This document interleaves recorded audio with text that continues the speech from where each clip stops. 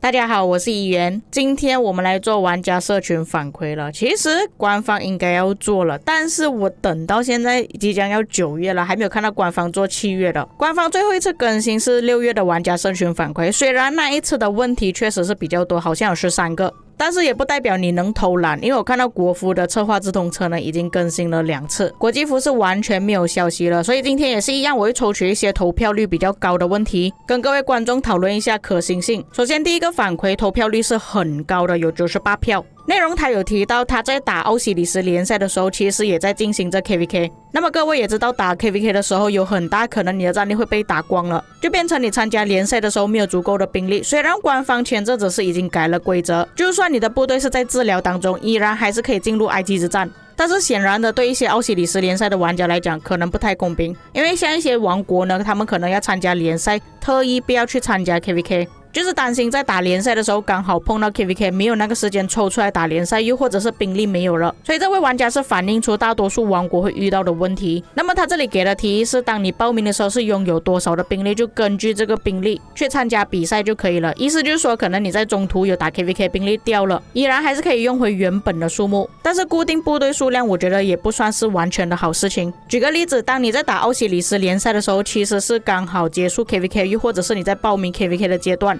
就是说可能那个时段你是没有多少兵力的，但是等你报名结束之后，刚好进入报兵阶段，就会训练大量的部队，但是你报名的时候是根据你原本的数量，所以这个方案也不算是完全完美，除非官方它设置是有下限但是没有上限。什么意思呢？就是你报名的数目原本是6000万，但是你可以提升变成8000万，它会根据8000万的数量，但是你被清零了跌到5000多万，它依然是跟着6000多万，只不过这样子的方式会有一点不太公平啊，可能你匹配的时候战斗力跟对方不一样。我觉得这个问题还是需要多讨论，但是至少这个玩家是已经提出了问题，也知道我们去探讨这个问题要怎么解决。第二个反馈，我们采集了2个月，但是打仗只有那几天，他建议让资源更容易获得，或者是治疗跟训练成本降低。那其实官方他们是做了轻微的调整，如果你们有发现到的话，原本的采集点采集的数量是比较少一点了，现在比较多了。然后治疗方面呢，官方会跟你说你想要治疗减少的话，你就要升水晶科技，这个是很正常的，并且新的版本，也就是我现在玩的剧本神机妙策，它是有减少治疗费用的。至于减少训练的费用，其实有一个活动它可以减少你的训练、建筑、研究，虽然这个活动并不是时常出现，而且是有上限的，但是是有帮助到一点点啊。或者你们可以根据国王开争议的时间，或者是拿一些符文，也可以减少训练的成本。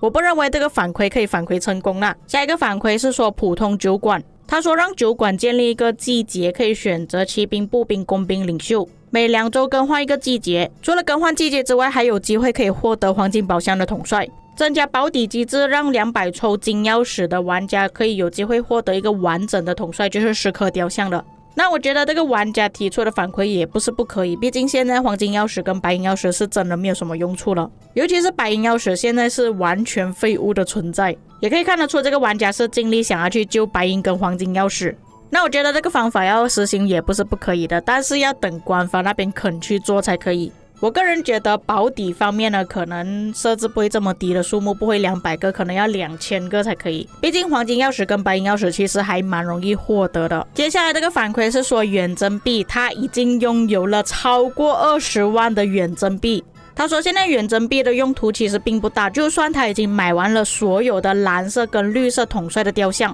并不需要这么多的远征币。他建议放更多的资源或者是加速在远征商店里面，比方说我们现在是有随机的嘛，比方说你选择了6个就要替换掉，那我觉得可以替换成比较固定数值，可能每一天上线可以买多少个之类的。我觉得他20万已经算少了，我相信各位观众应该有蛮多都是超过100万的。那这个远征币我除了每天会去买艾瑟尔的雕像之外，因为他的雕像可以换成个人积分嘛，还有购买一些加速跟资源，有时候会跳出来。那除此之外呢，好像是真的没有什么用处了。那这个问题其实跟上一个问题是差不多，就是我们到后期有一些东西是慢慢变成没有什么用处了。我认为适当的调整一下是不错的选择，因为我相信如果调整的话，有限制上限应该也不影响太大，每个玩家都可以获得。就算你是有100万、1000万的硬币也好，如果给我们购买上限，比方说20个加速、20个资源的话，可能影响不会这么大。也可以让征服币有其他的用途，我觉得这个也是不错的方案啦。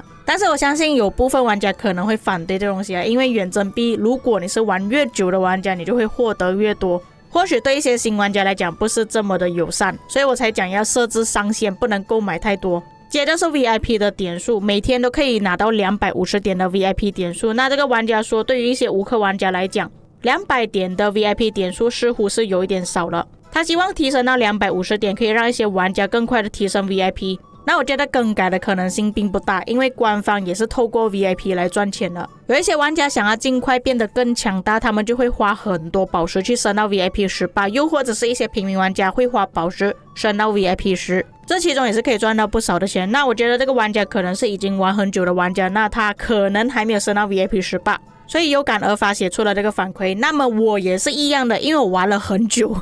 已经1800多天的玩家，但是我的 VIP 点数还是 VIP 17而已。官方如果肯改的话当然是会比较好啦，但是我觉得他们更改的可能性并不大。另外一个反馈，增加无水晶版本的 KVK。 其实严格来讲，现在 KVK 3已经是没有水晶版本的 KVK 了，没有限制统帅，全部统帅都可以用。但是有个问题，就是他把 KVK 3的移民锁着了，只能通过 KVK 2移民进去，然后进入 KVK 3。所以严格来讲，官方是已经创造了无水晶版本的 KVK， 但是是有概率的，而且是需要花一点点钱啊，需要花一点移民令才可以过去。但是对于一些大佬来讲，因为你超过1战的话是不能移民去这些王国的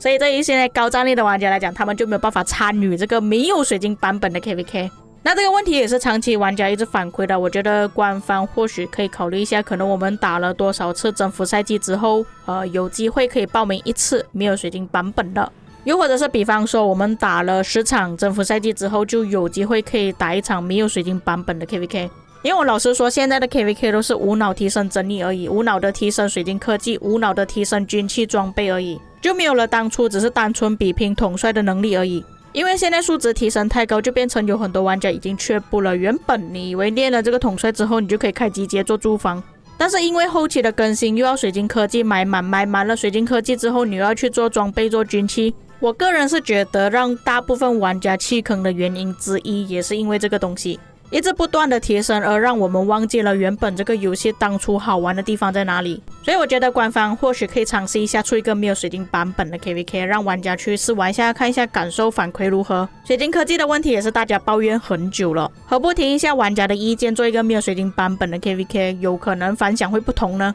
接下来这个反馈有点搞笑啊，他说让官方增加一个新的项目，可以看到玩家到底花了多少钱在这个游戏里面。花多少钱一直以来都是玩家比较好奇的项目，当然这种东西呢是不可能出现的那以我目前为止，我活了这么久，我从来没有看过一款游戏是跟你讲这个玩家花了多少钱，那个玩家花了多少钱，我觉得也不太可能会实行。这个反馈就很多人投票了155票啊，也是大家想要的东西，就是每一次维护之后给2个金头我只能说这位兄弟你不用异想天开了，官方这么久了，我认识他5年了，从来没有这么好心过，除非是一些大改动会影响到我们很生气了。就比方说这一次要更改装备系统啊，他就很好心给我们2颗金头，为什么啊？就是给你一些甜头，然后后面给你一些很痛苦的更新，这种情况才会有可能给你金头，其他的时候就不用想了。那虽然现在有很多活动都可以获得金头了，但是你们看到这边155票，就是说很多玩家依然还是渴望金头的，依然还是很多玩家不够金头用的。下一个反馈给我们7000颗金头，否则我清零你这个玩家也是有点搞笑。然而这边有106票的玩家支持，玩家们还是很幽默的，但是7000颗是不可能的事情，一辈子也不用想了。那今天影片先做到这边了，因为7月份其实高投票率的问题还蛮多的。那我也看到这个影片的时间其实做的还蛮长所以我可能分上下集来讲。毕竟你们也看到，其实有蛮多玩家提出的想法都是很有建设性的。至于各位有什么看法，可以在评论区给我知道。以上就是本期内容，我们下期再见。